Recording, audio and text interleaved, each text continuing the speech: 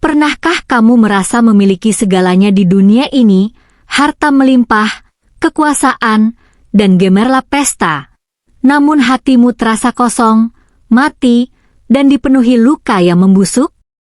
Itulah kutukan yang mengikat hidup Elang, seorang CEO muda yang menenggelamkan masa lalunya di kelamnya dunia malam ibu kota. Ia ditakuti, dikelilingi wanita-wanita sosialita yang hanya menginginkan hartanya dan kehilangan arah hidup.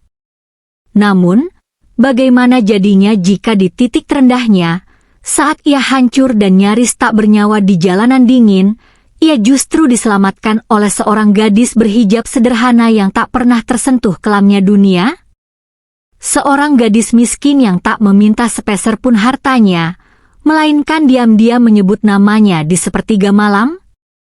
Rahasia masa lalu apa yang sebenarnya menyatukan mereka? Ayo simak ceritanya sampai selesai. Dentuman musik elektronik dance music, EDM, menghentak memekakan telinga, menggetarkan lantai kaca di salah satu klub malam paling eksklusif di jantung kawasan SCBD Jakarta.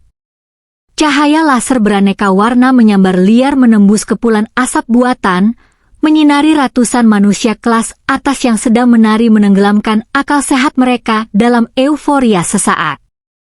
Namun, di sudut ruang VIP yang dibatasi kaca kedap suara berlapis emas, seorang pria duduk menyendiri bagai sebuah patung es yang menolak mencair.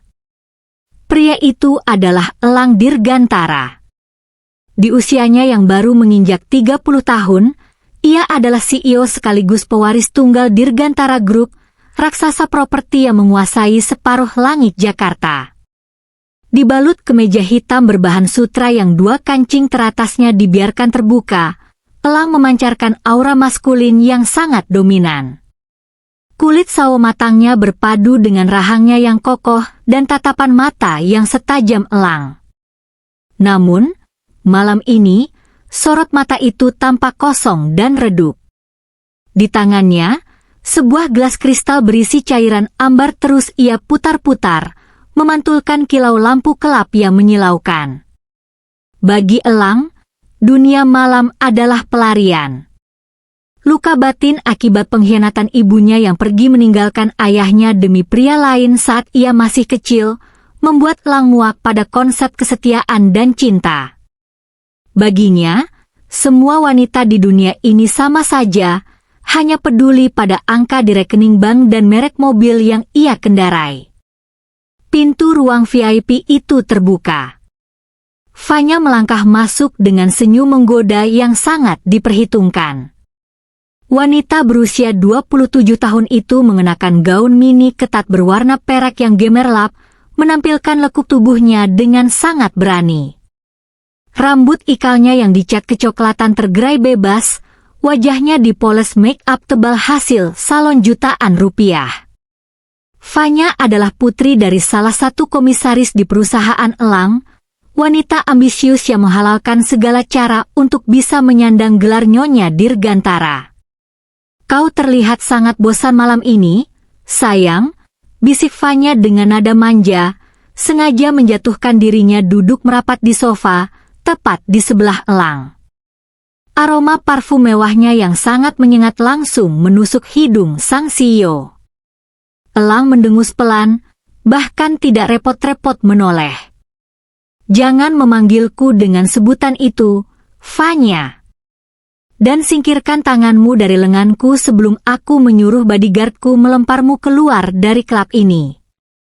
Fanya menarik tangannya dengan perasaan dongkol, namun ia memaksakan sebuah tawarnya. Ayolah, Elang. Sampai kapan kau mau bersikap sedingin ini? Ayahku bilang dewan direksi mulai mempertanyakan gaya hidupmu. Kalau kau menikah denganku, posisi CEO MU akan aman tak tergoyahkan. Kita adalah pasangan yang paling sempurna di mata publik. Sempurna. Elang tertawa sumbang, sebuah tawa yang syarat akan kekejaman psikologis. Ia akhirnya menoleh, menatap Fanya dengan tatapan merendahkan yang luar biasa pekat. Kau pikir aku tidak tahu kau menghabiskan ratusan juta uang ayahmu hanya untuk berjudi di Makau bulan lalu? Jangan bermimpi terlalu tinggi, Vanya. Kau mungkin bisa menipu media dengan penampilan sosialitamu, tapi di mataku, kau hanyalah lintah yang mencari inang yang kaya. Wajah Vanya seketika memerah padam. Egonya yang setinggi langit hancur lebur terkena tamparan verbal dari pria yang selama ini ia kejar mati-matian. Ia mengertakkan giginya menahan amarah dan rasa malu yang membakar tulang-tulangnya. Elang meletakkan gelas kristalnya dengan kasar ke atas meja kaca, lalu bangkit berdiri. Ia merasa muak. Muak pada Vanya, muak pada musik yang bising, dan muak pada dirinya sendiri yang terus-menerus mencari pelarian di tempat sampah gemerlap ini. Tanpa mempedulikan teriakan panggilan dari Vanya yang histeris, Elang melangkah keluar menembus kerumunan, menolak kawalan dari para penjaga pribadinya. Ia butuh udara segar. Ia butuh bernapas. Namun, udara Jakarta jam 2 dini hari sama sekali tidak bersahabat. Hujan badai tiba-tiba turun mengguyur ibu kota tanpa peringatan, menyapu aspal jalanan dengan sangat kejam. Elang berjalan gontai, kepalanya berdenyut hebat akibat campuran alkohol dan kelelahan mental yang sangat ekstrim. Tanpa sadar, langkah kakinya membawanya menjauh dari kawasan elit SCBD, memasuki sebuah gang sempit di area pinggiran yang gelap dan sepi. Rasa pusing itu semakin menjadi-jadi. Pandangan Elang mulai berputar. Lambungnya terasa seperti ditusuk ribuan jarum. Ia menyandarkan tubuh tegapnya ke sebuah dinding bata yang lembab, mencoba menahan kesadarannya yang mulai memudar. Namun, kakinya tak lagi sanggup menopang berat badannya. CEO perkasa yang ditakuti ribuan karyawannya itu akhirnya rubuh, jatuh tersungkur di atas genangan air berlumpur di gang kumuh tersebut. Dunia Elang perlahan menjadi gelap gulita. Di tengah derau hujan yang menderas, sayup-sayup terdengar suara langkah kaki yang mendekat. Langkah yang sangat ringan dan terburu-buru. Sebuah payung berwarna biru pudar tiba-tiba menaungi tubuh Elang yang basah kuyup. Di sisa kesadarannya yang nyaris hilang, Elang membuka matanya sedikit. Melalui pandangannya yang kabur, ia melihat sosok seorang gadis berwajah sangat teduh, dengan kulit kuning langsat yang dibingkai oleh sebuah hijab berwarna abu-abu sederhana. Gadis itu menatapnya dengan raut kepanikan yang luar biasa, bibirnya terus merapal doa. Tangan mungil yang terasa begitu hangat menyentuh dahi Elang yang sedingin es, mengirimkan sebuah sengatan kehidupan yang asing namun menenangkan ke dalam sanubari sang direktur muda, sebelum akhirnya ia benar-benar kehilangan kesadarannya. Aroma mawar yang samar bercampur dengan bau obat gosok tradisional perlahan menyusup ke dalam indera penciuman Elang. Pria itu mengernyitkan dahi. Suara rintik hujan yang jatuh menimpa atap seng terdengar bagai melodi yang ritmis. Perlahan, kelopak matanya terbuka. Hal pertama yang ia lihat bukanlah langit-langit berornamen emas di apartemen penthouse-nya, melainkan kayu usang dari atap sebuah teras berukuran kecil. Elang memaksakan diri untuk bangun, menahan nyeri yang masih berdenyut di pelipisnya. Ia menyadari dirinya sedang berbaring di atas sebuah karpet permadani yang sudah memudar warnanya, beralaskan bantal yang sangat sederhana. Jas sutranya yang mahal sudah dilepas, disampirkan di atas sebuah kursi kayu. Ia berada di pelataran samping sebuah masjid kecil yang bersahaja, tersembunyi di balik gang-gang padat ibu kota. Pria berkulit sawo matang itu menoleh ke arah sumber cahaya temaram dari dalam masjid. Jantungnya mendadak berdegup dengan ritme yang tak biasa. Melalui pintu kayu yang terbuka separuh, ia melihat sosok gadis yang menyelamatkannya tadi malam. Gadis itu adalah Aisyah. usianya baru menginjak 24 tahun. Dibalut mukena putih bersih yang memancarkan kesederhanaan mutlak, Aisyah sedang duduk bersimpuh di atas sajadahnya. Jam di dinding masjid menunjukkan pukul 3 dini hari, waktu sepertiga malam. Aisyah menengadahkan kedua tangannya, wajah kuning langsatnya yang ayu tampak basah oleh air mata yang mengalir tanpa henti.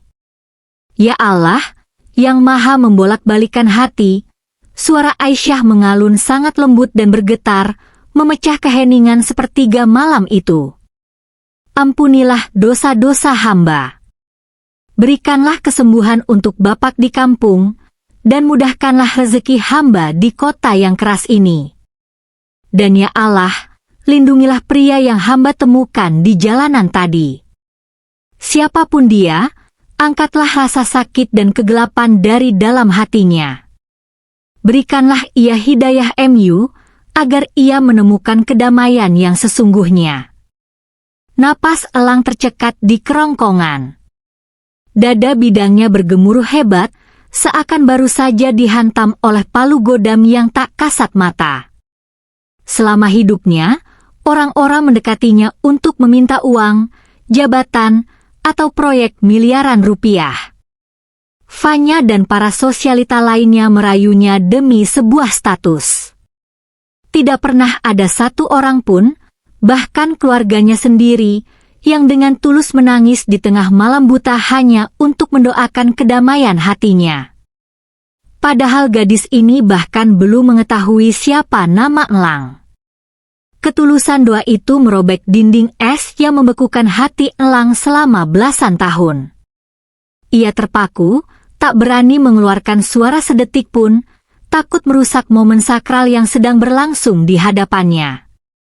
Setelah menyelesaikan doanya dan melipas sajadah, Aisyah melepaskan mukenanya, kembali mengenakan hijab abu-abu panjangnya.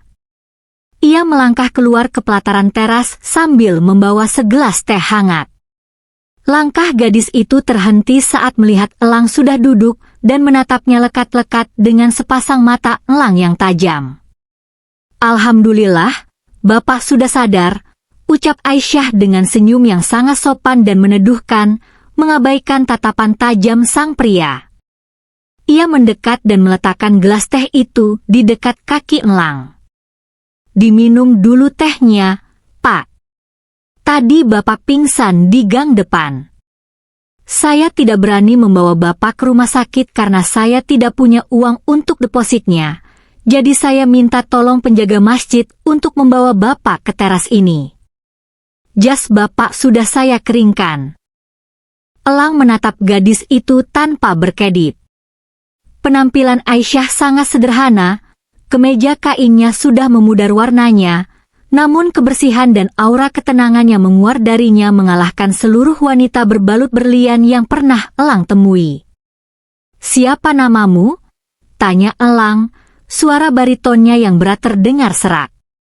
Saya Aisyah, Pak, jawabnya lembut, menundukkan pandangan demi menjaga kesopanan. Maaf kalau lancang, apa Bapak mau saya pesankan taksi? Sepertinya Bapak orang penting. Elang merogoh saku celananya secara refleks. Dompet kulit buaya miliknya yang berisi puluhan kartu kredit hitam dan uang tunai jutaan rupiah masih utuh. Jam tangan Patek Philippe seharga miliaran rupiah pun masih melingkar sempurna di pergelangan tangannya. Di tempat kumuh seperti ini, Aisyah bisa saja mengambil semuanya dan hidup kaya raya. Namun gadis itu tidak menyentuh sepeser pun hak yang bukan miliknya. Merasa harus membalas budi dengan cara satu-satunya yang ia tahu, Elang membuka dompetnya. Ia mengeluarkan seluruh uang tunai yang tebal itu dan menyodorkannya pada Aisyah. Ambil ini. Anggap sebagai biaya karena kau sudah menyelamatkan nyawaku, Aisyah. Ini pasti lebih dari cukup untuk mengobati ayahmu yang sakit, ucap Elang datar, terbiasa menggunakan uang untuk menyelesaikan segala masalah. Aisyah terdiam sejenak melihat tumpukan uang merah yang disodorkan pria asing itu. Namun, alih-alih menerimanya dengan mata berbinar seperti wanita pada umumnya, gadis berhijab itu justru memundurkan langkahnya perlahan. Senyum di wajah Ayunya tidak hilang, namun memancarkan ketegasan yang luar biasa. "Mohon maaf, Pak," tolak Aisyah dengan suara halus namun tak bisa dibantah. "Saya menolong Bapak murni karena kemanusiaan. Jika saya menerima uang itu, maka hilanglah nilai ibadah dari pertolongan saya malam ini. Bapak simpan saja uang itu.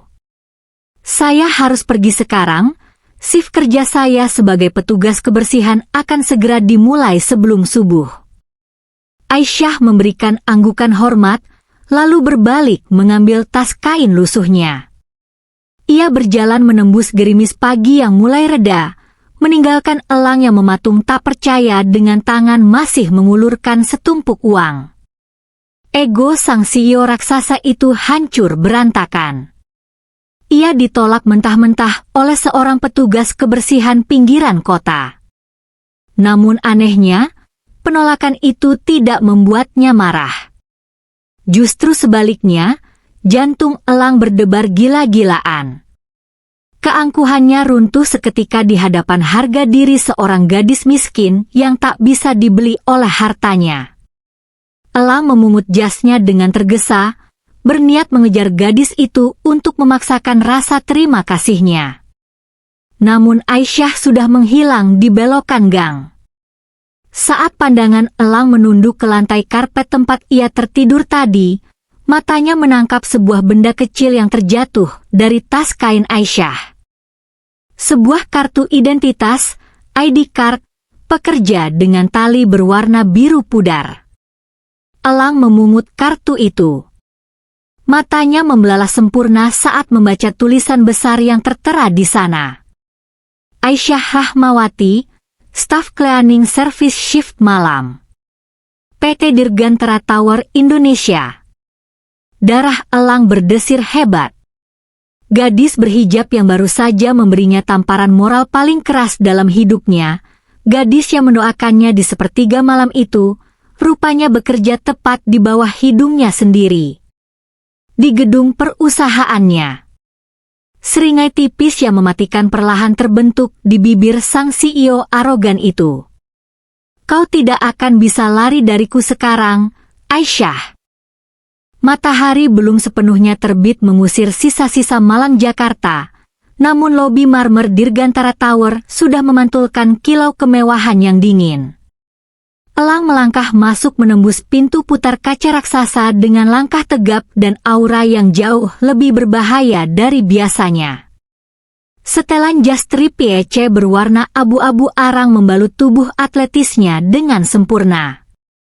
Sorot mata Elangnya yang tajam menyapu setiap sudut lobi, membuat para staf keamanan dan resepsionis yang sedang berjaga di shift pagi menahan napas dan menunduk hormat dengan punggung kaku. Sang CEO raksasa yang biasanya baru menampakkan diri pukul 9, anehnya sudah berada di gedung ini tepat pukul 5 pagi. Di tangannya yang kokoh, Elang menggenggam erat sebuah ID card bersampul biru pudar. Sepanjang sisa malam, wajah ayu Aisyah yang berurai air mata di atas sajadah terus menghantui pikirannya. Doa tulus gadis itu meruntuhkan tembok es yang ia bangun selama belasan tahun. Elang tidak bisa tidur. Ia harus melihat gadis itu lagi, bukan untuk menuntut apapun, melainkan untuk membuktikan pada dirinya sendiri bahwa malaikat tanpa pamrih itu benar-benar nyata. Bukan sekadar halusinasi akibat campuran alkohol dan kerasnya aspal gang semalam. Sistem data karyawan yang ia retas sendiri dari ponselnya menunjukkan bahwa Aisyah bertugas membersihkan koridor lantai VIP dan ruang lounge eksekutif di lantai 40. Elang melangkah menuju lift pribadi, rahang sawo matangnya mengeras menahan antisipasi yang membuat darahnya berdesir hebat. Namun, ketenangan pagi itu mendadak pecah oleh sebuah jeritan melengking dari arah lounge eksekutif di ujung koridor. "Kau punya mata atau tidak, kampungan?" Langkah Elang terhenti tepat saat pintu lift terbuka di lantai 40. Suara itu adalah milik Vanya. Entah setan apa yang merasuki putri komisaris itu hingga ia datang sepagi ini. Mungkin ia berniat mencegat Elang di ruangannya untuk memperbaiki hubungan setelah penolakan kasarnya di klub malam. Di ujung koridor berkarpet tebal, Vanya berdiri angkuh dengan gaun desainer merah menyala yang memeluk lekuk tubuhnya. Wajahnya yang dipoles riasan tebal tampak memerah padam karena amarah. Di lantai, segelas kopi latte mahal tumpah mengotori karpet krem, cipratannya sedikit mengenai ujung sepatu hak tinggi Vanya. Dan di hadapan wanita arogan itu, berlutut seorang gadis berhijab abu-abu dengan seragam cleaning service berwarna biru muda. Aisyah. Gadis berkulit kuning langsat itu sedang berusaha membersihkan tumpahan kopi tersebut dengan lap microfiber dan cairan pembersih. Tangannya sedikit bergetar, namun wajahnya tetap menunduk dengan sikap yang sangat sopan dan tenang. "Maafkan saya, Nyonya.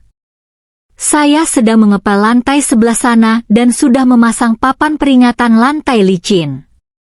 Saya sungguh tidak sengaja menghalangi jalan Anda," ucap Aisyah dengan suara lembut yang stabil, mencoba menjelaskan tanpa ada niat melawan. Namun Vanya yang sedang kesal karena egonya terinjak semalam, menjadikan gadis miskin itu sebagai samsak emosinya. "Alasan? Kau sengaja menyenggolku karena kau iri melihat penampilanku, kan? Kau tahu berapa harga sepatu ini? Gajimu setahun menjadi pembantu pembersih toilet di sini pun tidak akan pernah cukup untuk membelinya." Vanya melangkah maju, mengangkat kakinya, lalu dengan sengaja menendang ember berisi air pel kotor hingga tumpah membasahi ujung seragam dan hijab Aisyah. Aisyah terkesiap, tubuhnya mundur refleks ke belakang. "Bersihkan sepatuku sekarang dengan tanganmu yang kotor itu, atau aku akan menyuruh direksi memecatmu detik ini juga," ancam Vanya dengan seringai kejam, merasa dirinya memiliki kekuasaan mutlak di gedung ini. Aisyah menggigit bibir bawahnya. Harga dirinya diinjak-injak dengan sangat brutal. Namun, memikirkan biaya tebusan obat bapaknya di kampung yang menumpuk, ia terpaksa menekan egonya. Ia mengulurkan tangannya yang gemetar, berniat mengusap ujung sepatu wanita arogan tersebut dengan lapnya. Namun, sebelum jari Aisyah menyentuh kulit sepatu itu, sebuah tangan besar dan kokoh mencengkeram kasar pergelangan tangan Vanya, menarik wanita itu mundur dengan kekuatan yang mengerikan hingga Vanya memeki kesakitan. Aisyah mendongak terkejut. Di atasnya, menjulang sosok pria bertubuh tegap dengan kulit sawo matang dan rahang yang mengeras bagai baja. Pria yang ia tolong di gang kumuh semalam. Sang CEO. "Siapa yang memberimu hak untuk menghukum karyawanku di kerajaanku sendiri?" Vanya, suara bariton Elang menggelegar dahsyat, membekukan udara di seluruh lorong mewah tersebut. Vanya membelalakan matanya, napasnya tercekat melihat kemurkaan yang menyala-nyala di sepasang mata elang pria yang ia gilai itu. Cengkeraman tangan elang di pergelangannya terasa seperti borgol besi yang siap meremukkan tulangnya kapan saja. "Elang? Sayang, kau salah paham." Vanya mencoba meronta dengan suara manja yang dipaksakan, wajah cantiknya seketika pias dan ketakutan. Gadis pembersih rendahan ini yang salah. Dia sengaja menumpahkan kopi ke sepatuku. Aku hanya memberinya sedikit pelajaran agar dia tahu di mana tempatnya. Tempatnya adalah di bawah perlindunganku, selama dia memakai seragam perusahaanku, desis elang mematikan. Pria itu melepaskan tangan Vanya dengan hempasan kasar yang membuat wanita sosialita itu terhuyung mundur hingga nyaris terjatuh. Dan kau tidak memiliki jabatan apapun di struktur direksi Dirgantara Group. Kau hanyalah anak dari salah satu komisaris yang terlalu banyak menuntut. Sekarang, keluar dari lantai eksekutif ini sebelum aku memanggil pihak keamanan untuk menyeretmu seperti hama. Mendapat pengusiran dan penghinaan setelah itu di hadapan seorang petugas kebersihan, ego Vanya hancur tak bersisa. Wajahnya memerah menahan tangis amarah dan malu yang luar biasa. Ia mendelik penuh kebencian ke arah Aisyah yang masih bersimpuh di lantai, lalu menatap Elang dengan dada bergemuruh hebat. Kau membelanya. Kau mempermalukanku demi kuli sapu kampungan ini. Kau akan menyesal, Elang, ancam Vanya dengan suara bergetar, sebelum akhirnya berbalik dan berlari menuju lift dengan suara hak sepatu yang menghantam penuh murka. Sepeninggal wanita ular itu, keheningan yang canggung menyelimuti koridor. Elang memutar tubuh tegapnya. Sorot mata yang tadinya sedingin es kutub seketika mencair, berubah hangat saat menatap Aisyah. Dengan gerakan yang sangat kaku, karena ia tidak pernah melakukan ini seumur hidupnya pada siapapun, sang CEO raksasa itu merendahkan tubuhnya, berjongkok dengan satu lutut tepat di depan gadis berhijab itu. Aisyah buru-buru menundukkan pandangannya, tangannya sibuk memungut lap pembersih dengan perasaan campur aduk. Ia baru menyadari bahwa pria malang yang pingsan di jalanan dan ia doakan semalam adalah penguasa tertinggi di gedung pencakar langit ini. Jarak sosial di antara mereka terbentang bagai bumi dan langit. Biar saya bersihkan sendiri, Pak Elang. Ini memang tugas saya, cicit Aisyah pelan, suaranya bergetar menahan gugup. Ia tidak berani menatap langsung wajah atasannya. Tanpa peduli pada setelan jas abunya yang seharga ratusan juta, Elang mengabaikan genangan air pel kotor yang membasahi lantai di dekat lututnya. Ia mengulurkan tangannya, mengambil lap kotor itu dari tangan Aisyah, dan melemparkannya ke dalam ember. Berdiri, Aisyah, titah Elang lembut, suaranya mengalun sangat parau dan dalam. Ia mengulurkan tangan besarnya untuk membantu gadis itu berdiri, namun Aisyah dengan sangat halus menolak sentuhan itu dan bangkit sendiri dengan sopan, menjaga batasan di antara mereka. Elang menarik napas pelan, menahan desiran aneh di dadanya akibat penolakan halus itu. Maafkan perlakuan Vanya barusan.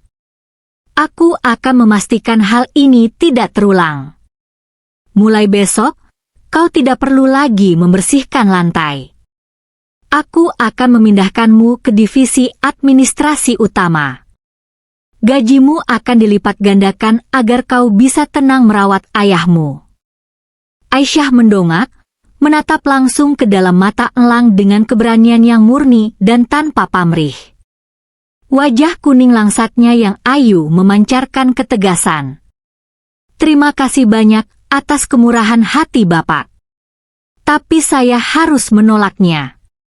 Saya tidak memiliki ijazah sarjana untuk duduk di kursi administrasi. Saya tidak mau memakan gaji dari hasil belas kasihan atau lompat jalur. Biarkan saya bekerja dengan keringat dan kemampuan saya sendiri di sini, Pak. Jawaban itu kembali menampar ego Elang, namun kali ini sang CEO justru tersenyum tipis. Sebuah senyum kekaguman yang luar biasa dalam terpancar dari bibirnya. Gadis ini benar-benar terbuat dari baja yang dibalut oleh kelembutan sutra. Aisyah lalu menunduk hormat, merapikan alat kebersihannya dengan cekatan, dan berlalu meninggalkan Elang yang mematung dengan sejuta perasaan baru yang menginvasi hatinya yang gersang. Namun, keteguhan hati Aisyah segera diuji oleh badai yang mengerikan. Dendam Vanya tidak berhenti sampai di lorong itu. 3 hari kemudian, tepat saat jam pergantian shift malam, Aisyah dipanggil paksa menuju ruang kepala HRD. Di sana, manajer kebersihan, pihak HRD, dan beberapa satpam bertubuh kekar menatapnya dengan pandangan mengintimidasi layaknya menatap seorang pesakitan. Di atas meja kaca sang manajer HRD, tergeletak sebuah jam tangan Rolex bertahtakan berlian senilai $500 miliar milik salah satu direktur tamu yang dilaporkan hilang pagi tadi. Dan yang membuat jantung Aisyah seakan berhenti berdetak adalah jam tangan mewah itu baru saja ditemukan tersimpan rapi di dalam loker pribadinya yang terkunci. Udara di ruang kepala HRD Dirgantara Tower terasa membeku, seolah seluruh pasokan oksigen telah disedot habis. Di tengah ruangan berkarpet tebal itu, Aisyah duduk di kursi pesakitan dengan tangan bergetar hebat yang ia sembunyikan di pangkuannya. Wajah kuning langsatnya memucat pasi, bibirnya tak henti merapal zikir dalam kebisuan. Di atas meja kaca di hadapannya, tergeletak sebuah jam tangan Rolex bertahtakan berlian seharga $500 miliar, benda mewah yang seumur hidup tak pernah ia sentuh, namun kini menjadi belenggu yang siap menyeretnya ke balik jeruji besi. Bisa kau jelaskan bagaimana jam tangan Tuan Haris, salah satu direktur utama kita, bisa berada di dalam loker pribadimu yang terkunci, Aisyah? Bentak Pak Anton, kepala HRD yang menatapnya dengan pandangan merendahkan dari balik kacamata bacanya. Dua orang satpam bertubuh kekar berdiri mengapit pintu, menjaga gadis berhijab biru pudar itu layaknya seorang buronan kelas kakap. Sumpah demi Allah, Pak Anton, saya tidak pernah mencuri apapun. Suara Aisyah bergetar, namun sepasang matanya memancarkan kejujuran yang murni. Shift saya semalam hanya membersihkan area lobi dan toilet karyawan. Saya bahkan tidak memiliki kartu akses untuk naik ke lantai direksi tempat ruangan Tuan Haris berada. Seseorang pasti telah membuka loker saya dan menaruh barang itu di sana. Seseorang? Siapa yang mau repot-repot menjebak seorang kuli sapu rendahan sepertimu? Tawa sinis dan melengking tiba-tiba memecah ketegangan ruangan. Pintu ruang HRD terbuka dari luar. Fanya melangkah masuk dengan gaya angkuh yang memuakan, dibalut gaun kerja ketat tanpa lengan dan sepatu hak tinggi merah yang berbunyi tajam beradu dengan lantai. Wanita sosialita itu menyilangkan lengannya, tersenyum penuh kemenangan menatap Aisyah yang tampak tak berdaya. Ia telah menggunakan kekuasaan ayahnya sebagai komisaris untuk menekan Pak Anton agar memecat dan memenjarakan Aisyah hari ini juga. Ini adalah balasan atas penghinaan yang ia terima di lorong eksekutif tempo hari. Kau tahu, Aisyah, Fanya berjalan memutari kursi gadis itu, membungkuk hingga aroma parfumnya yang menyengat mengganggu pernapasan Aisyah. Gadis-gadis miskin sepertimu selalu memiliki motif yang sama. Ayahmu sakit keras di kampung, bukan? Kau butuh uang untuk biaya operasinya. Jadi kau mencuri jam tangan ini untuk dijual ke penadah. Cerita klasik yang sangat murahan. Itu fitnah, Nyonya Fanya. Kemiskinan tidak pernah mengajarkan saya untuk memakan harta haram. Aisyah mendongak, menatap wanita tak berhijab itu dengan ketegasan yang luar biasa. Meski air mata mulai menggenang di pelupuk matanya, harga diri gadis Nusantara itu menolak untuk diinjak-injak. Pak Anton mendengus kasar, melemparkan selembar kertas bermaterai beserta sebuah pena ke hadapan Aisyah. Cukup dramanya.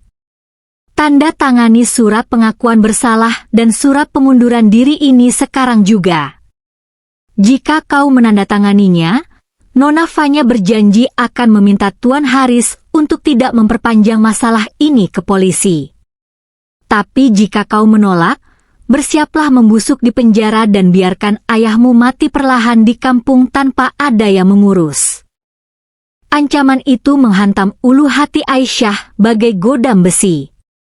Menyebut ayahnya yang sedang sakit adalah kelemahan terbesarnya. Tangis Aisyah akhirnya pecah. Ia menatap pena di atas meja itu dengan pandangan kabur. Menandatanganinya berarti ia mengakui kejahatan yang tidak ia lakukan dan menanggung aib seumur hidup. Namun menolaknya berarti jeruji besi dan kematian sang ayah. Di tengah rasa putus asa yang mencekik lehernya, Aisyah memejamkan mata, memohon keajaiban dari Sang Pencipta. Tepat saat jari gemetar Aisyah baru saja menyentuh gagang pena tersebut, sebuah dentuman mengerikan menggetarkan seluruh ruangan. Brak! Pintu mahoni ruang HRD itu ditendang terbuka dengan kekuatan yang luar biasa buas, hingga engselnya nyaris terlepas dari kusen. Semua orang di ruangan itu terlonjak kaget. Udara dingin yang membawa aura kematian seketika menyergap masuk. Di ambang pintu, berdiri sosok pria bertubuh tegap dengan kulit sawo matang yang wajahnya menggelap oleh kemurkaan absolut. Mata elangnya menyala-nyala bak bara api neraka, mengunci setiap nyawa di ruangan itu dalam teror yang membekukan darah. Elang Dirgantara telah datang. Langkah Elang memasuki ruangan itu terdengar bagai ketukan palu hakim pencabut nyawa. Rahang tegas pria itu mengeras sempurna, urat-urat di leher dan lengannya yang terbalut kemeja hitam menonjol menahan amarah yang meledak-ledak. Para satpam yang tadi berdiri gagah kini menunduk gemetar, melangkah mundur hingga menabrak dinding. Pak Anton, sang kepala HRD, seketika pucat pasi bak mayat hidup, keringat dingin sebesar biji jagung mengucur deras dari pelipisnya. Elang? Sayang, sedang apa kau di sini? Fanya mencoba menetralisir keadaan, memaksakan senyum manis yang bergetar di bibir berlipstik merahnya. Ia melangkah maju, hendak merangkul lengan sang CEO. Kami hanya sedang mengurus tikus kecil yang mencuri. Tutup mulut busukmu, Fanya. Raungan bariton Elang menggelegar dahsyat, menghempaskan tangan wanita itu sebelum sempat menyentuhnya. Fanya terhuyung mundur, napasnya tercekat melihat pria yang ia cintai menatapnya dengan kebencian yang sangat nyata dan mematikan. Elang tidak mempedulikan siapapun lagi. Pria itu melangkah lurus menghampiri Aisyah yang masih bersimpuh dengan wajah basah oleh air mata. Sorot mata yang tadinya dipenuhi badai kemurkaan itu mendadak mereda, berubah menjadi lautan kehangatan saat menatap gadis berhijab di depannya. Tanpa ragu, Elang merobek surat pengakuan palsu di atas meja itu menjadi serpihan kecil, lalu membuangnya ke udara. Berdiri, Aisyah. Tidak ada yang boleh memaksamu menunduk pada kebohongan, bisik Elang pelan, mengulurkan tangan kanannya yang besar. Kali ini, didorong oleh rasa syukur yang luar biasa, Aisyah menerima uluran tangan itu. Genggaman hangat Elang seolah menyuntikkan energi kehidupan kembali ke dalam tubuhnya yang lemas. Pria itu menyembunyikan tubuh mungil Aisyah di balik punggung lebarnya, menjadikannya perisai tak tertembus. Elang kemudian memutar tubuhnya, menatap Pak Anton dengan pandangan yang siap menguliti. Jelaskan padaku, Anton. Bagaimana bisa seorang petugas kebersihan dengan kartu akses level 1 bisa menembus pintu biometrik ruang direksi di lantai 40 yang membutuhkan pemindaian retina mata? Apakah sistem keamananku seburuk itu? Atau kau yang terlalu bodoh saat menyusun skenario fitnah murahan ini? Wajah Pak Anton berubah menjadi biru karena panik. Bibirnya bergetar tak sanggup menjawab logika telak dari sang CEO. Fanya yang merasa terpojok mencoba membela diri. Mungkin dia mencurinya saat Tuan Haris melepasnya di toilet lobi. Buktinya jam itu ada di lokernya, Elang. Satpam-satpam ini saksinya. Elang menyeringai kejam, sebuah senyum yang membuat nyali Fanya menciut ke dasar perut.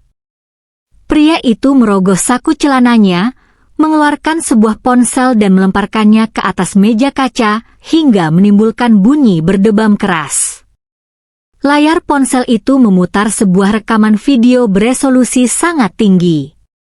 1 minggu yang lalu, Aku memerintahkan tim IT untuk memasang kamera mikro inframerah di setiap sudut ruang ganti staf kebersihan karena laporan kehilangan ponsel karyawan, ucap Elang dengan nada mematikan, menunjuk layar ponselnya. Di dalam rekaman malam itu, terlihat jelas sosok salah satu satpam yang kini berdiri di ruangan itu, sedang membongkar gembok loker Aisyah dengan kunci duplikat. Satpam itu memasukkan jam tangan Rolex tersebut ke dalam loker, lalu menempelkan ponsel ke telinganya. Suara rekaman itu sangat jernih, menangkap percakapan sang satpam. Sudah beres, Nyonya Fanya. Barang sudah di loker gadis itu. Uang sisa pembayarannya tolong ditransfer ke rekening saya sekarang. Bagaikan disambar petir, Fanya jatuh terduduk di atas kursi kosong. Seluruh keangkuhannya hancur lebur berkeping-keping. Pak Anton dan satpam bayaran itu jatuh berlutut memohon ampun dengan suara gemetar. Kalian semua dipecat tidak hormat detik ini juga, titah Elang mutlak tanpa sedikit pun belas kasihan. Ia menatap Fanya dengan rasa jijik yang luar biasa. Dan kau, Fanya, sampaikan pada ayahmu, aku akan mempublikasikan rekaman pemerasan ini ke seluruh media nasional dan menuntutnya atas penyalahgunaan kekuasaan Dewan Direksi. Siapkan pengacaramu, karena aku akan menghancurkan keluargamu hingga ke akar-akarnya. Fanya menangis histeris, menyadari bahwa ia baru saja membangunkan naga yang sedang tidur hanya demi memuaskan egonya merundung gadis miskin. Elang mengabaikan jeritan wanita itu.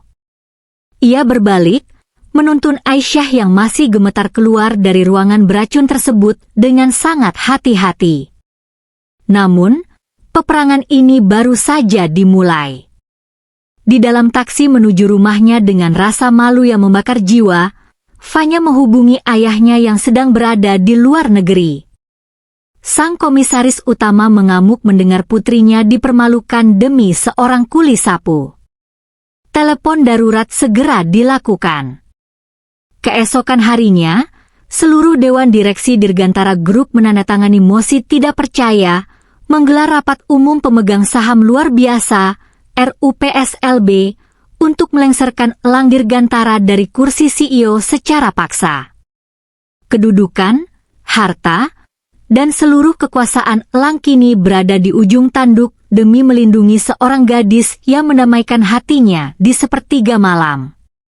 Suasana di lantai teratas Dirgantara Tower pagi itu terasa seperti medan perang yang dingin. Ratusan wartawan ekonomi sudah memadati lobi, sementara di dalam ruang rapat utama yang berdinding kaca tebal, para pemegang saham dan dewan direksi duduk melingkar dengan wajah-wajah kaku. Ayah Fanya, komisaris utama yang sangat berkuasa, duduk di kursi kehormatan dengan tatapan yang ingin menghancurkan Elang. Elang masuk ke ruangan itu dengan langkah yang tetap tenang, meskipun ia tahu bahwa satu langkah salah hari ini akan membuatnya kehilangan seluruh kerajaan bisnis yang ia bangun. Namun, ada yang berbeda dari penampilannya. Jika biasanya ia selalu tampil dengan aura dunia malam yang dingin, hari ini ia mengenakan jas hitam yang sangat rapi, matanya jernih, dan wajah sawo matangnya memancarkan kedamaian yang asing bagi para koleganya. Di sisi lain kota, di sebuah rumah sakit pemerintah yang sederhana, Aisyah sedang bersimpuh di atas sajadahnya di ruang tunggu ICU. Ia baru saja mendapatkan kabar bahwa bapaknya masuk masa kritis. Ia tidak tahu tentang kekacauan di kantor Elang. Yang ia tahu, pria yang baru saja menyelamatkan harga dirinya itu sedang menghadapi badai besar. Dalam isak tangisnya di sepertiga malam yang baru saja lewat hingga fajar ini, Aisyah hanya meminta satu hal, ya Allah, lindungi pria baik itu. Jangan biarkan ia hancur karena membela kebenaran. Di ruang rapat, RUPSLB dimulai dengan tensi tinggi. Ayah Fanya melemparkan tumpukan berkas skandal Elang ke tengah meja. Gaya hidupmu yang hancur, hobimu mabuk-mabukan di klub malam, dan sekarang kau memecat staf HRD serta mengancam keluargaku hanya demi seorang kuli sapu? Kau tidak layak memimpin perusahaan ini, Elang. Kami menuntut pengunduran dirimu sekarang juga. Elang berdiri perlahan. Ia tidak berteriak. Ia menatap satu persatu para direktur yang dulu sering menemaninya pesta di dunia malam. Benar, aku adalah pendosa. Suara bariton Elang menggetarkan ruangan. Aku menghabiskan tahun-tahunku di dunia malam untuk melarikan diri dari luka. Tapi gadis yang kalian sebut, kuli sapu, itu adalah orang pertama yang mendoakanku saat aku terkapar di selokan, tanpa tahu siapa aku dan berapa banyak uang di dompetku. Jika melindungi karyawan yang jujur dari fitnah keji keluarga Anda dianggap sebagai kegagalan pemimpin, maka silakan ambil kursi ini. Aku tidak akan menjual harga diriku lagi demi jabatan yang penuh kepalsuan. Keheningan menyergap. Beberapa direktur mulai bimbang. Kejujuran Elang justru menjadi senjata yang mematikan. Namun, di tengah ketegangan itu, pintu ruang rapat terbuka. Aisyah berdiri di sana dengan napas terengah-engah, hijab abu-abunya sedikit kusut karena berlari dari rumah sakit. Di tangannya, ia membawa sebuah tas kecil milik Elang yang tertinggal di masjid malam itu. Fanya yang hadir di sana berteriak histeris, "Keamanan! Kenapa pencuri ini bisa masuk ke sini?" Aisyah melangkah maju, menghampiri meja direksi dengan keberanian yang murni. Ia tidak melihat kemewahan di sekelilingnya, ia hanya melihat pria yang telah memberinya cahaya.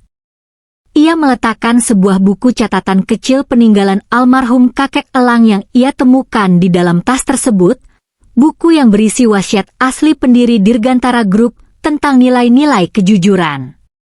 "Mohon maaf jika saya lancang," suara Aisyah bergetar namun tegas. "Bapak Elang bukan pria hancur seperti yang kalian katakan. Dia adalah pria yang baru saja menemukan kembali jiwanya. Perusahaan ini dibangun dengan doa dan kerja keras, bukan dengan fitnah." Kehadiran Aisyah di ruang rapat paling eksklusif itu benar-benar menjadi game changer. Para direktur senior yang merupakan kawan lama kakek Elang tertegun saat melihat buku wasiat lama yang dibawa Aisyah.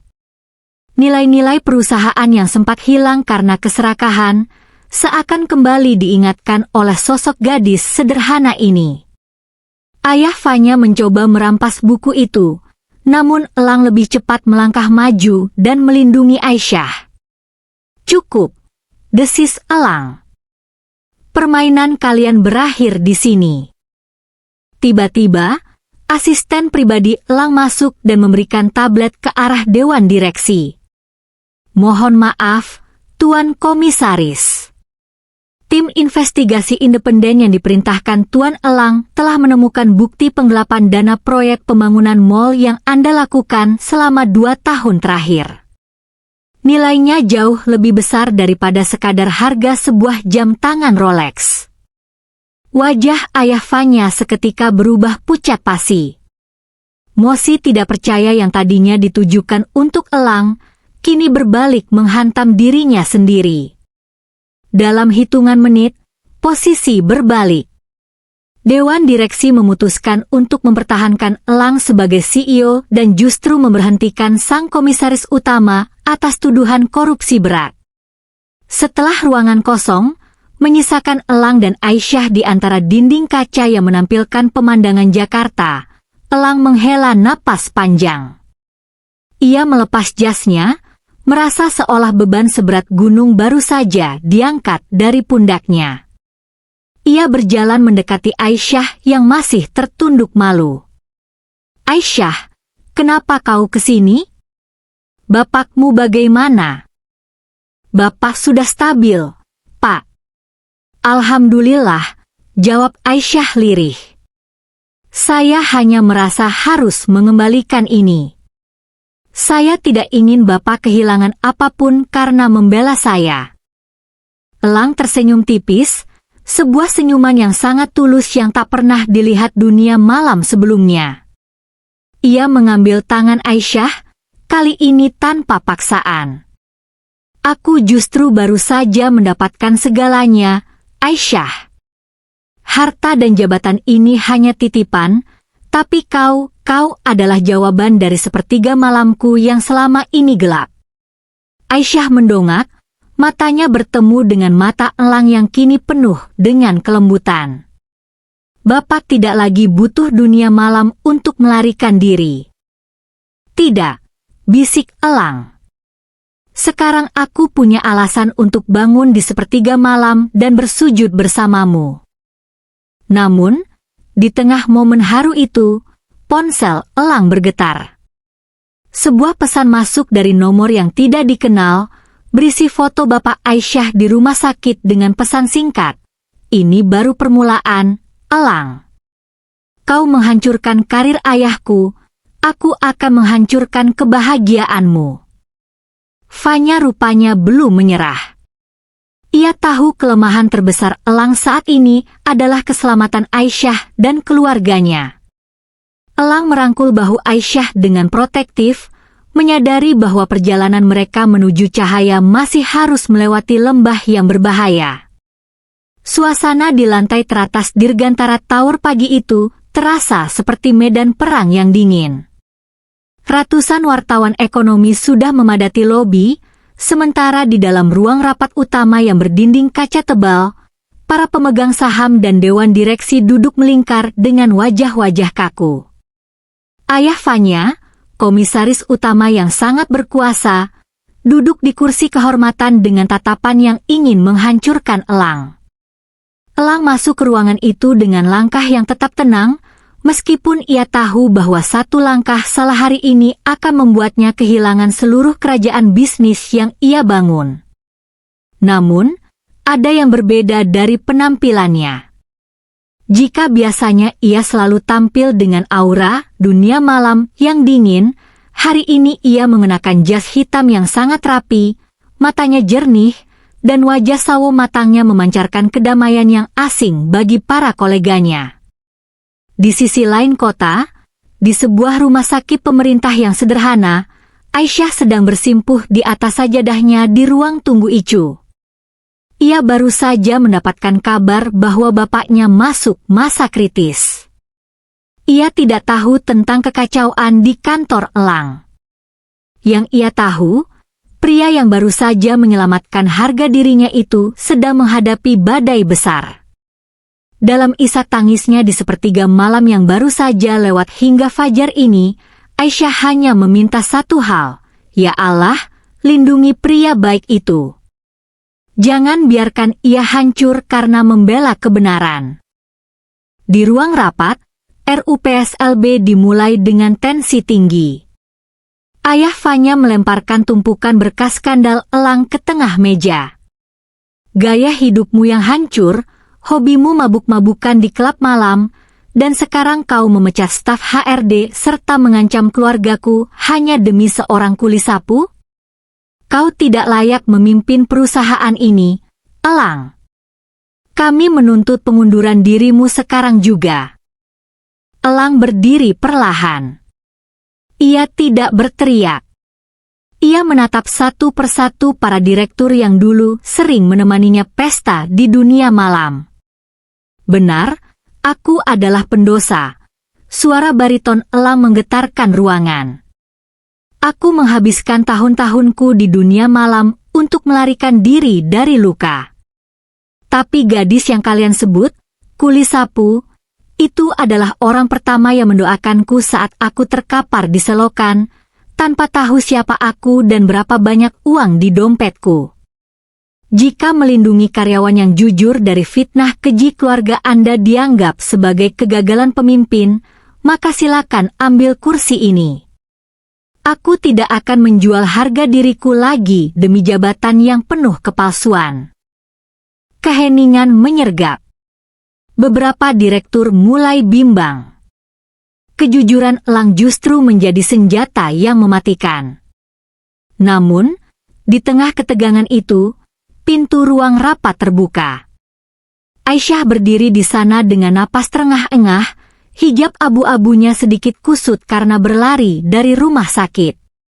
Di tangannya, ia membawa sebuah tas kecil milik Elang yang tertinggal di masjid malam itu. Fanya yang hadir di sana berteriak histeris, "Keamanan! Kenapa pencuri ini bisa masuk ke sini?"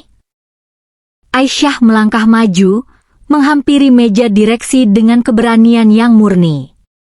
Ia tidak melihat kemewahan di sekelilingnya, ia hanya melihat pria yang telah memberinya cahaya. Ia meletakkan sebuah buku catatan kecil peninggalan almarhum kakek Elang yang ia temukan di dalam tas tersebut, buku yang berisi wasiat asli pendiri Dirgantara Group tentang nilai-nilai kejujuran. "Mohon maaf jika saya lancang," suara Aisyah bergetar namun tegas. "Bapak Elang bukan pria hancur seperti yang kalian katakan. Dia adalah pria yang baru saja menemukan kembali jiwanya. Perusahaan ini dibangun dengan doa dan kerja keras, bukan dengan fitnah." Kehadiran Aisyah di ruang rapat paling eksklusif itu benar-benar menjadi game changer. Para direktur senior yang merupakan kawan lama kakek Elang tertegun saat melihat buku wasiat lama yang dibawa Aisyah. Nilai-nilai perusahaan yang sempat hilang karena keserakahan seakan kembali diingatkan oleh sosok gadis sederhana ini. Ayah Fanya mencoba merampas buku itu, namun Elang lebih cepat melangkah maju dan melindungi Aisyah. "Cukup," desis Elang. "Permainan kalian berakhir di sini." Tiba-tiba, asisten pribadi Elang masuk dan memberikan tablet ke arah dewan direksi. "Mohon maaf, Tuan Komisaris. Tim investigasi independen yang diperintahkan Tuan Elang telah menemukan bukti penggelapan dana proyek pembangunan mal yang Anda lakukan selama 2 tahun terakhir. Nilainya jauh lebih besar daripada sekadar harga sebuah jam tangan Rolex." Wajah ayah Fanya seketika berubah pucat pasi. Mosi tidak percaya yang tadinya ditujukan untuk Elang, kini berbalik menghantam dirinya sendiri. Dalam hitungan menit, posisi berbalik. Dewan direksi memutuskan untuk mempertahankan Elang sebagai CEO dan justru memberhentikan sang komisaris utama atas tuduhan korupsi berat. Setelah ruangan kosong, menyisakan Elang dan Aisyah di antara dinding kaca yang menampilkan pemandangan Jakarta, Elang menghela napas panjang. Ia melepas jasnya, merasa seolah beban seberat gunung baru saja diangkat dari pundaknya. Ia berjalan mendekati Aisyah yang masih tertunduk malu. "Aisyah, kenapa kau kesini? Bapakmu bagaimana?" "Bapak sudah stabil, Pak." "Alhamdulillah," jawab Aisyah lirih. "Saya hanya merasa harus mengembalikan ini. Saya tidak ingin Bapak kehilangan apapun karena membela saya." Elang tersenyum tipis, sebuah senyuman yang sangat tulus yang tak pernah dilihat dunia malam sebelumnya. Ia mengambil tangan Aisyah, kali ini tanpa paksaan. "Aku justru baru saja mendapatkan segalanya, Aisyah. Harta dan jabatan ini hanya titipan, tapi kau adalah jawaban dari sepertiga malamku yang selama ini gelap." Aisyah mendongak, matanya bertemu dengan mata Elang yang kini penuh dengan kelembutan. "Bapak tidak lagi butuh dunia malam untuk melarikan diri." "Tidak," bisik Elang. "Sekarang aku punya alasan untuk bangun di sepertiga malam dan bersujud bersamamu." Namun, di tengah momen haru itu, ponsel Elang bergetar. Sebuah pesan masuk dari nomor yang tidak dikenal, berisi foto Bapak Aisyah di rumah sakit dengan pesan singkat, "Ini baru permulaan, Elang. Kau menghancurkan karir ayahku, aku akan menghancurkan kebahagiaanmu." Fanya rupanya belum menyerah. Ia tahu kelemahan terbesar Elang saat ini adalah keselamatan Aisyah dan keluarganya. Elang merangkul bahu Aisyah dengan protektif, menyadari bahwa perjalanan mereka menuju cahaya masih harus melewati lembah yang berbahaya. Lobi rumah sakit yang biasanya tenang mendadak terasa mencekam bagi Elang. Genggaman tangannya pada ponsel mengerat hingga buku-bukunya memutih. Pesan ancaman dari Fanya bukan sekadar gertakan, wanita itu telah kehilangan akal sehatnya setelah kejatuhan ayahnya. Elang menatap Aisyah yang masih tersenyum tipis, tidak menyadari bahwa nyawa bapaknya kembali berada di ujung tanduk. Aisyah, ikut aku sekarang. Kita harus memindahkan bapak ke rumah sakit pusat milik keluarga Dirgantara, ucap Elang dengan nada yang tidak menerima bantahan. Tanpa menunggu jawaban, ia segera menginstruksikan tim keamanan pribadinya untuk mengawal ketat ambulans pemindahan. Sepanjang perjalanan, Elang tak melepaskan pandangannya dari kaca spion, memastikan tidak ada kendaraan yang membuntuti. Di sampingnya, Aisyah tampak cemas. "Mas Elang, ada apa sebenarnya? Kenapa wajah Mas terlihat sangat tegang?" Ini adalah pertama kalinya Aisyah memanggilnya, "Mas." Sebuah panggilan yang biasanya akan membuat hati Elang melambung, namun kali ini tertutup oleh kabut kekhawatiran. Fanya belum menyerah, Aisyah. Dia mencoba menyentuh bapak untuk membalas dendam padaku. Tapi aku bersumpah, selama aku masih bernapas, tidak akan ada satupun dari kalian yang terluka lagi. Setibanya di rumah sakit pusat, Elang langsung menempatkan bapak di ruang isolasi dengan penjagaan berlapis. Namun, serangan Fanya ternyata jauh lebih licik dari sekadar penculikan fisik. Di media sosial, tersebar video manipulatif yang memperlihatkan Elang sedang berada di sebuah klub malam dengan narasi bahwa ia hanya berpura-pura tobat demi mencitrakan diri, sementara Aisyah dituduh sebagai wanita simpanan yang merusak rumah tangga orang lain. Fitnah itu menyebar bak api di atas rumput kering. Reputasi Aisyah sebagai gadis muslimah yang terjaga dipertaruhkan. Elang mengepalkan tinjunya, melihat Aisyah tertunduk lesu membaca komentar-komentar kejam di ponselnya.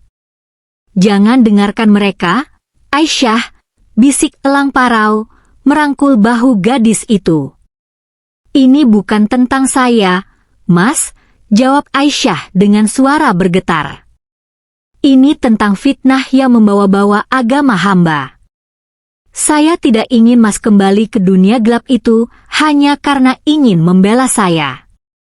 Biarkan saya pergi jika itu bisa menyelamatkan nama baik Mas Elang. Pergi." Elang memutar tubuh Aisyah agar menatapnya. "Aku baru saja menemukan cahaya setelah 30 tahun berada di kegelapan, dan kau memintaku untuk membiarkan cahaya itu pergi?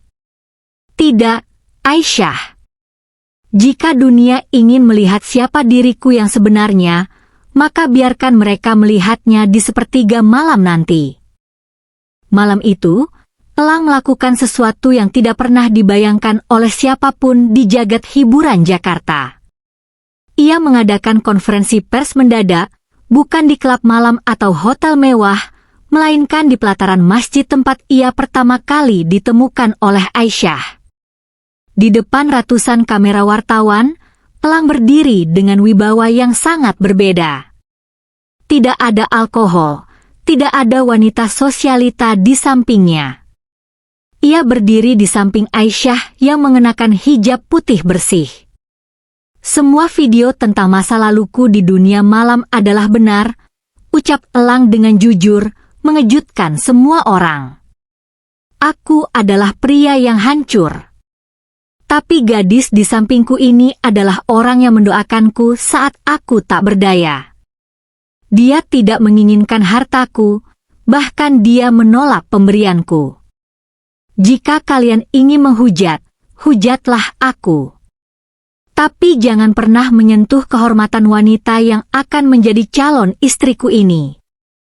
Elang mengeluarkan sebuah kotak kecil. Di dalamnya bukan berlian triliunan, melainkan sebuah tasbih kayu zaitun sederhana dan sebuah janji. Aisyah, maukah kau membimbingku dari dunia malam yang kelam menuju sepertiga malam yang abadi di sisi MU? Suasana menjadi hening. Air mata haru mengalir di pipi Aisyah.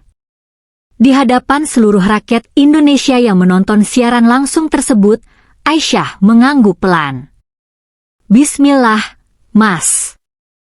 Fanya, yang menonton dari persembunyiannya, hanya bisa berteriak frustrasi. Rencananya justru membuat cinta Elang dan Aisyah semakin kuat dan mendapat simpati publik. Tak lama kemudian, polisi menjemput Fanya atas tuduhan pencemaran nama baik dan ancaman pembunuhan. 6 bulan kemudian, pernikahan sederhana digelar di masjid yang sama. Elang kini bukan lagi CEO yang ditakuti karena keangkuhannya, melainkan pemimpin yang dicintai karena kedermawanannya. Setiap sepertiga malam, tidak ada lagi dentuman musik di telinganya, melainkan suara lembut Aisyah yang membimbingnya dalam lantunan ayat suci. Elang benar-benar telah pulang, menemukan cinta sejati di balik sujud yang panjang.